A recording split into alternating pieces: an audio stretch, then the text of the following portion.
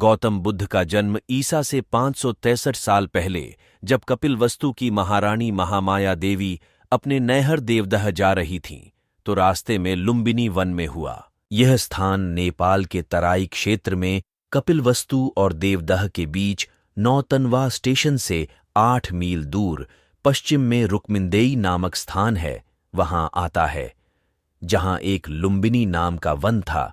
उनका नाम सिद्धार्थ रखा गया। उनके पिता का नाम शुद्धोदन था। जन्म के 7 दिन बाद ही मां का देहांत हो गया। सिद्धार्थ की मौसी गौतमी ने उनका लालन पालन किया। सिद्धार्थ ने गुरु विश्वामित्र के पास वेद और उपनिषद तो पीआर है ही, राजकाज और युद्ध विद्या की भी शिक्षा ली।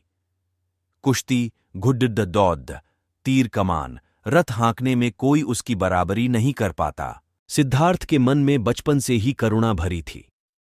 उनसे किसी भी प्राणी का दुख नहीं देखा जाता था। ये बात इन उदाहरणों से स्पष्ट भी होती है। घुद्ध दौद्ध में जब घोद्धे दौद्धते और उनके मुंह से झाग निकलने लगता, तब सिद्धार्थ उन्हें थका जानकर वहीं रोक देते और जीती हुई बाजी हार जाते थे। खेल में भी सिद्धार्थ को खुद हार जाना पसंद था, क्योंकि किसी को हराना और किसी का दुखी होना उनसे नहीं देखा जाता था। एक समय की बात है, सिद्धार्थ को जंगल में किसी शिकारी द्वारा तीर से घायल किया हंस मिला। उन्होंने उसे उठाकर तीर निकाला, सहलाया और पानी पिलाया। उसी समय सिद्धार्थ का चचेरा भाई देवदत्त वहां आया और कहने लगा कि यह शिकार मेरा है, मुझे दे दो। सिद्धार्थ ने हंस देने से मना कर दिया और कहा कि तुम तो इस हंस को मार रहे थे, मैंने इसे बचाया है। अब तुम ही बताओ कि इस पर मारने वाले का हक होना चाहिए कि बचाने वाले का। देवदत्त ने सिद्धार्थ के पिता राजा शुद्धोदन से इस बात की शिकायत की। शुद्धोदन ने सिद्धार्थ से कहा कि यह हंस तुम देवदत्त को क्यों नहीं दे देते, आखिर तीर तो उसी ने चलाया था। इस पर सिद्धार्थ ने कहा, पिताजी, यह तो बताइए कि आकाश में उड्डी डीएचने वाले इस बेकसूर हंस पर तीर चलाने का उसे क्या अधिकार था? हंस ने देवदत्त का क्या बिगाड़ा था? फिर उसने तीर क्यों चलाया? क्यों इसे घायल किया?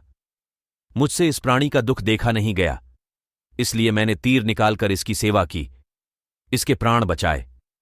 हक तो इस पर मेरा ही होना चाहिए। राजा शुद्धोदन को सिद्धार्थ की बात जंच गई। उन्होंने कहा कि ठीक है तुम्हारा कहना, मारने वाले से बचाने वाला ही बड़दा है, इस पर तुम्हारा ही हक है। शाक्य वंश में जन्मे सिद्धार्थ का 16 वर्ष की उम्र में दंडपाणी शाक्य की कन्या यशोधरा के साथ हुआ। राजा शुद्धोदन ने सिद्धार्थ के लिए भोग विलास का भरपूर प्रबंध कर दिया। 3 रथुओं के लायक 3 सुंदर महल बनवा दिए।